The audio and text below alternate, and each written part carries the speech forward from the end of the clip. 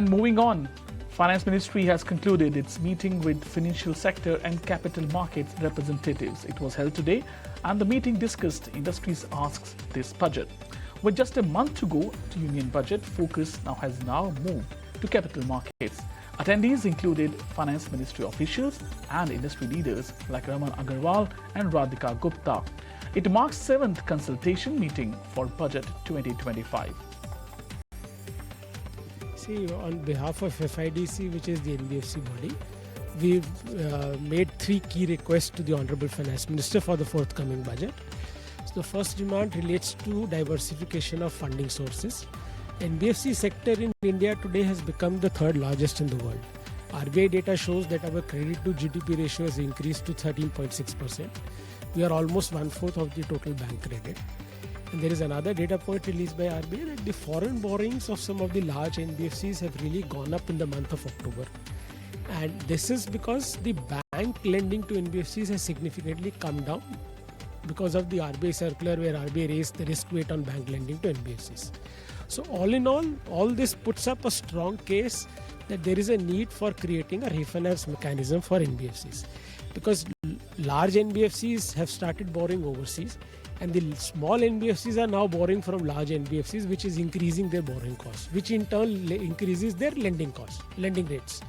So if we create a refinance mechanism with SIDBI or NABARD, which could be on lend to NBFCs for dedicatedly funding MSMEs, small borrowers and green assets like electric vehicles and solar rooftops, then that would serve the purpose, just like National Housing Bank. Second demand relates to the recovery part. Today, while we have coverage under SARFAESI, but to enforce security under SARFAESI, there is a rider that minimum ticket size should be 20 lakhs. And NBFC's loans are very small ticket size loans. So we need to reduce that to 1 lakh, as is the case for banks. And finally, on the tax front, today every non-individual borrower who borrows from NBFCs, when he repays by EMI, every EMI he has to deduct 10% TDS, which is serving no extra purpose, not giving any additional revenue to the government, but it is on the other hand creating an operational nightmare. So this needs to be done away with, and NBFCs are the only class of financial institutions who are not exempted. All others are. So we have requested for exemption from TDS provision under Section 194A. Or any such discussion or recommendations that were made with regard to the draft, the provisioning norms that the RBI had issued a few months back. So any such discussions that may have taken? Because those are purely draft norms and those also dedicatedly related to RBI. So that was not discussed yet. No. And sir, when it comes to some sort of relaxation in compliance norms, so anything that you have sought?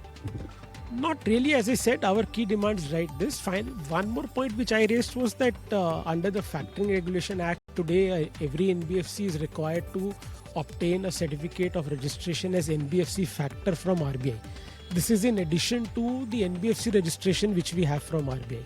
Now that process of getting that certificate of NBFC factor itself takes sometimes time, processing time at RBI.